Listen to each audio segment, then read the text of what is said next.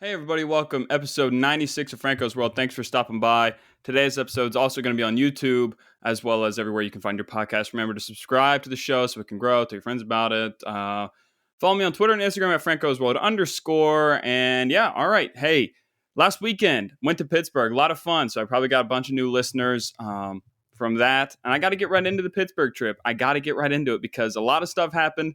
Names will be omitted to protect anonymity here. But it was a ton of fun, man. It was something that I needed to happen. Felt like I've been cooped up a bunch. And my therapist actually told me, he's like, do you have...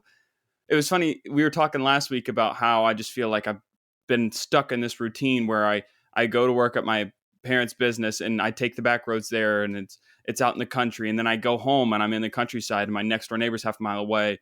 Don't really have a ton of people to see, have like 2 or 3 friends. And we have to be, cautious of what we can and can't do and stuff like that. So options are limited, especially in the cold weather that we just had.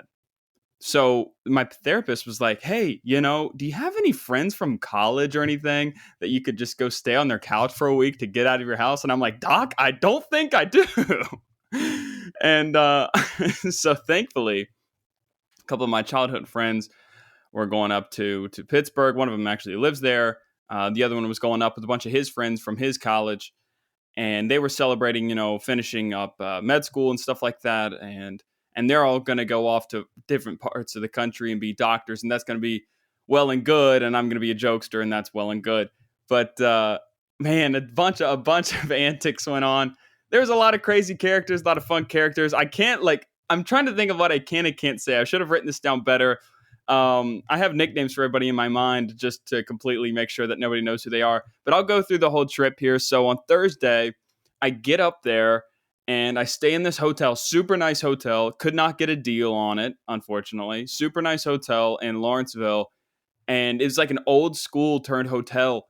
You could totally tell this was an old school. The ceilings are huge. The staircases have lockers in them. The hallways have lockers in them. It just has like that old school feel. Like somebody definitely failed algebra in my bedroom. It was a super nice hotel. Like I would totally stay there again. It was just a little, pricey to stay there for 3 days. Just me, Hotel was really nice. Thursday, your first day, guys trip, girls trip, just any sort of like fun trip. Your first day there, you're probably not going to hit it too hard. First day is really like an intake day. You got to get in the clubhouse. You got to get the gang together. You got to joke around, feel it out, get some familiarity with each other. That's really what Thursday was all about. A lot of joking around, a lot of antics, I guess you could say. But all these guys are really cool dudes, and I hope to keep in touch with all of them. I'm probably going to creepily follow them on social media later after this, so whatever. Thursday didn't really do much. Friday, what did we do Friday? I think Friday might have been a fun time. I think we just went to Friday. Here we go. Friday we went to this bar arcade thing, played all these fun games like they had mini bowling, they had pinball, they had bubble hockey, all this really cool stuff. It's called Coupe de Ville was the restaurant. It was super cool. So like next time I'm up in Pittsburgh, definitely going to have to go hit up Coupe de Ville again. I highly recommend you do so if you're in the Pittsburgh area. I have a decent amount of Pittsburgh listeners. But really like that spot. No, nothing really. I don't think we. Oh, no. Okay. So here's something that happened. My one friend, we'll call him Capicola, like the sandwich. We'll call him Capicola, like the sandwich. He was, had a vape pen. Didn't make a big meal out of it. Just a little, like really quickly, and he kept his mask on. So like he's not spraying the smoke everywhere. Spraying the smoke. I'm an idiot. I'm the dumbest person to walk this here. The smoke is not going everywhere, okay? Or the vape, whatever. I don't vape, clearly. All right? He has his mask on. He's doing this. And after he does this, a worker comes up right next to him. A worker comes up right next to him with a freshly like laminated sign and tapes it up like head level, no vaping. He's got a vape. He's got a vape, and like it apparently pisses off the entire restaurant because like they immediately have to go laminate a sign and put it up right next to his face. It's like, no vaping. Don't let this guy in here.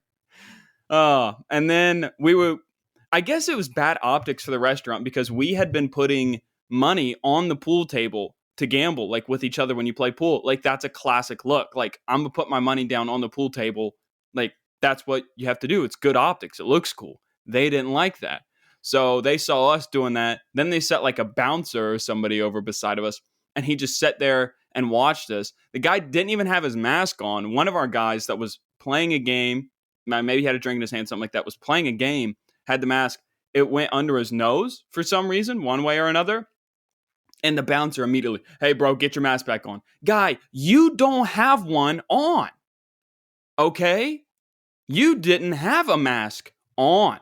So you can't be on us about having it under the nose. In a place, like, dude, as soon as you have a drink, it's all legal. We're not breaking any guidelines here.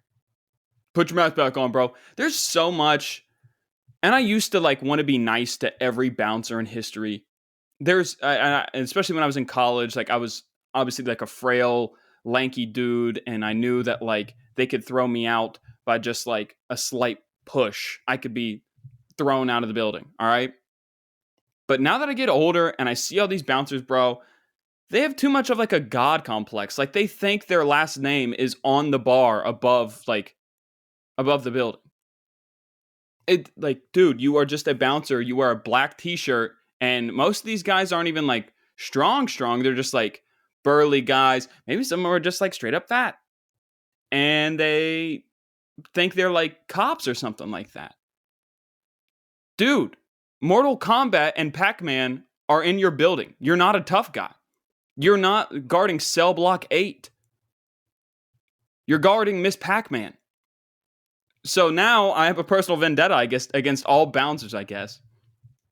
They think like, I feel like most bouncers, honestly, when the night starts out, they are looking for a fight. I feel like a lot of bouncers, you know, obviously they're not drinking on the job, or maybe they are, but I feel like a lot of those guys have a bunch of pent up aggression. So if a drunk college kid or something like that gets in their face, says something mildly stupid, it's on like Donkey Kong for them, bro. Like they think they're in the UFC. It's so dumb. So dumb. So the only negative part was that. Otherwise, Coupe de Ville, really cool place. After that, I think we went back to one guy, we'll call him Yin's. I think we went back to Yin's place, and Yin's had this apartment, and the balcony on the apartment was crazy. Overlooked like the city, overlooked Mount Washington, all this stuff. So cool, bro. Super nice apartment. Hung out there for a little bit. Then we went. This was like one of the big things that we had to hit. A couple of the big things were like we had to go to a bar, we had to go to a really nice steakhouse, and we had to go to the casino. And we did all of those things. But Friday night, we went to this really nice steakhouse called Eddie V's. I was expecting Eddie Van Halen, was not Eddie Van Halen. And it's a really nice place. You know, a lot of these people are wearing shirt and ties. A lot of these people are wearing like collar shirts. And we did, you know, some guys wore polos, some guys wore Oxfords.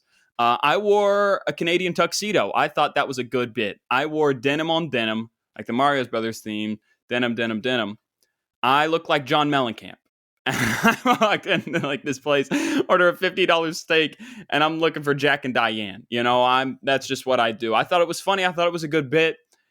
I saw a picture of all of us after, and I might post this, but I don't want to I told them I'd keep anonymity. They wanted anonymity. I'll keep it. But I like this picture of all of us together is really cool. And then you have me in the Canadian tuxedo. Like, I thought it was a good look. All right.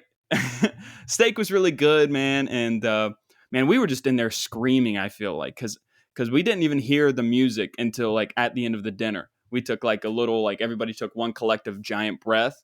And it was just like, oh, wow, music was playing this whole time. Like, we might have been ruining somebody's evening.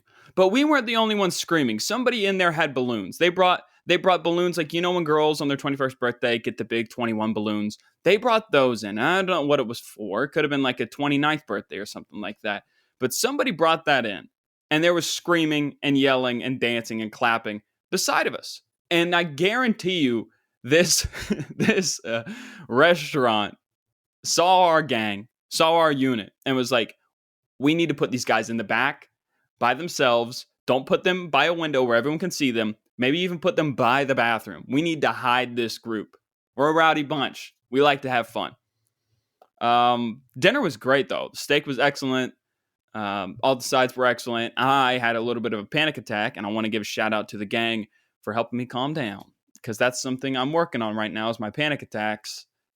And you guys calm me down, and I appreciate that. I'm forever in your debt. After the steak night, there wasn't enough time because everything closes in Pittsburgh at like 11, okay, or 12 or something like that. So I think we just chilled back at the house, the Airbnb. I stayed at my one friend's house that lives there, and then Saturday was like the big hoopla grand event day because everybody's leaving on Sunday.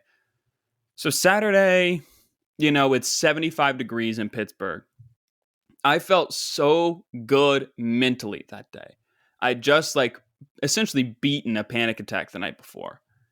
And the sun was shining, the doves were crying. It was a really great day. I was walking around with my best friend. We were getting pastries for the gang. We were getting a couple of other things for the gang that were requested. And it was so much fun to just walk around the city, man. And I don't know, the energy, the sunshine. I'm with one of my best friends in the entire world. It just felt really good, man. And I needed that feeling. I felt like I hadn't had that feeling in a long time. I've been searching for that feeling and trying this and that. And then I had it, I had it for a fleeting moment. But that was one thing I'll remember was Saturday morning, having that really good internal feeling. Saturday evening, however, we went to, I don't even know the name of this place, like Wally's, Lappy's, Brady's. I don't know what it was called. Lafferty's. It was like some outdoor barbecue bar grill thing, whatever it was. And it was really cool, I got to say something here, folks. The amount of talent, and what I mean by talent is the amount of gorgeous women that were at this place. Wow. It was insurmountable odds. I mean, there was so many women there. It was insurmountable. And I mean, I was just shell-shocked. I was stunned because I've been locked away in my woodland hideaway in West Virginia for so long. I forgot what like a flock of gorgeous women really looked like. A gaggle of girls. I forgot what that looked like. And so I was shell-shocked. I was like, what's this over here? What's that? I'm just starstruck. So we're at this outdoor bar for what seems like an eternity because it was a 3-hour wait for a table. And we got there, we're like, nah, we're not doing that. We're going to wait a little bit. And we ended up waiting the entire 3 hours. And then a massive table opened up and we were gambling on college basketball and people were running to the drink line and it was so much fun. I ordered a basket of fries. I feel like that was a smart decision. I feel like I hadn't eaten a lot that day. Basket of fries probably saved my life. And gamble on a basketball, I went on a heater. I'm up like $200 on sports. So, I mean, at least that pays for like my hotel night one and a little bit of gas or gas and then some for travel. But then one of our friends, we'll call him Jens, he knew a bunch of these women that I don't know how he knew them, but he knew them.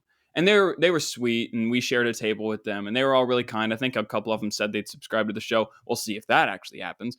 But one of them came up to me and said, like, hey, will you watch this table for us while we go eat, and then we'll pay you, and then we come back, we can have the table back? And I said, yeah, no, that's not going to happen. That's not happening, Toots. That ain't happening.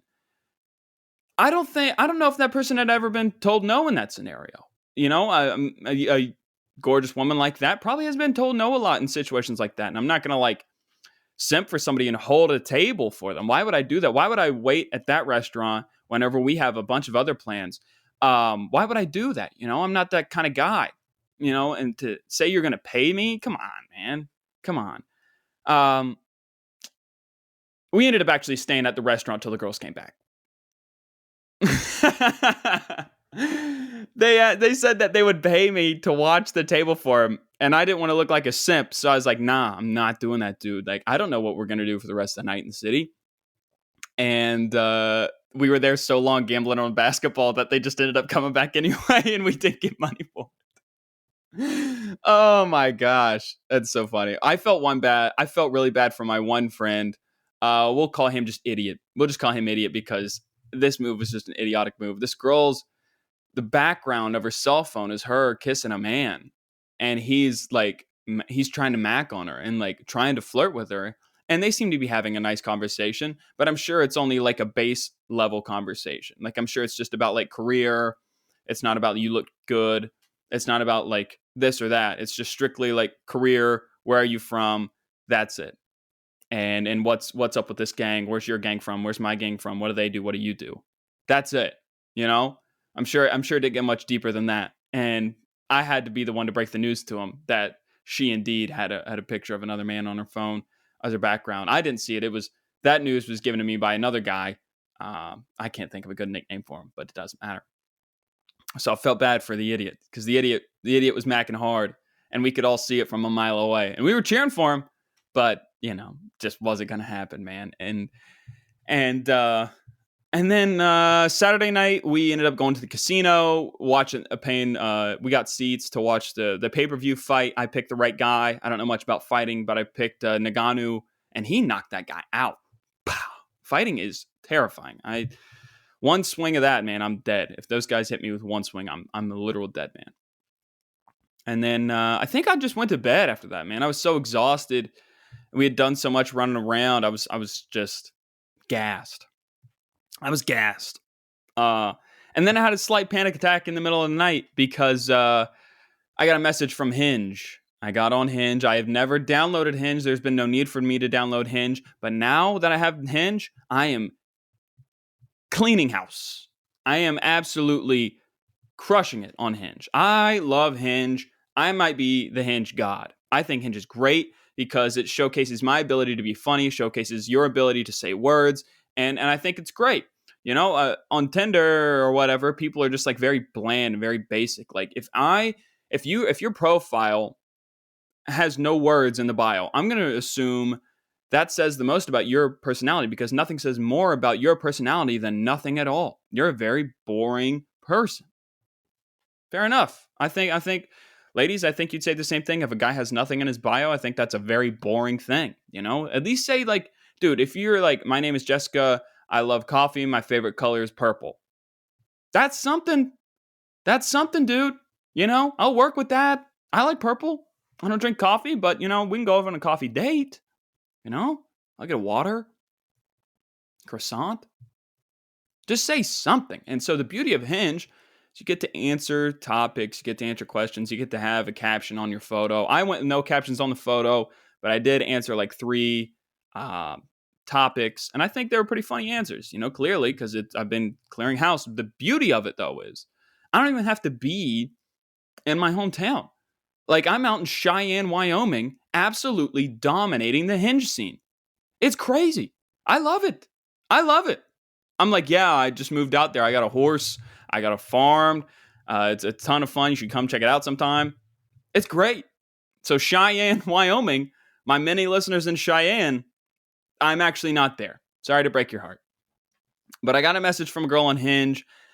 I told her like, hey, like I'm only in town for a couple nights. If you want to have a casual meetup, we can go get drinks or something like that. Let me know. And she said, casual ? You do realize we're in the middle of a pandemic, right? Oh boy.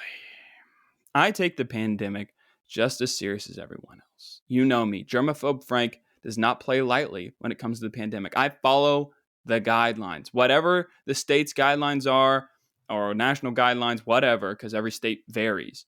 I follow that. I wear my mask, wash my hands, social distance,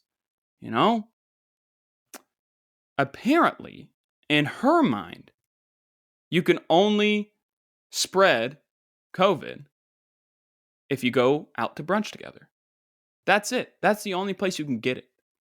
Dude, I've been vaccinated. She said she was a public healthcare worker or a public healthcare student. I figured public healthcare, you probably vaccinated, or at least you know the guidelines and standard protocol. I was incorrect. She threw me for a loop because the very first thing that she said in her Hinge bio, it said something about travel. And it said, where do you want to travel? Where do you want to go to? And she said, anywhere, because this effing pandemic is killing me. Oh, okay. So the effing pandemic is literally killing you, A public healthcare worker, you should know how many people the pandemic is literally killing. I thought we could just travel to Wallabies again. I love that place. I thought you and I could travel there. But no, can't travel there because I'm the big dumb idiot who suggested to go on a date on a dating app. That's on me. Dude, don't say take me anywhere. And then when I suggest let's go somewhere, you throw the pandemic card out. That's just not a good look. That's not a good optics for that person. So I immediately unmatched that person. But it gave me a panic attack because I was like, oh my God, did I do something wrong? Like, am I going to be perceived as a weird person? What did I do wrong? No. I'm realizing this now after having the conversation with my dating counsel. I'm not indeed the wrong person here. I'm not weird. It's a dating app, and I suggested we go on a date. And then you throw the pandemic line. After you saying the pandemic's killing me. Public healthcare student, pandemic is literally killing you, not the others. It's you that's being directly affected by the pandemic. Okay, noted. But I like Hinge, and I foresee myself being on Hinge forever.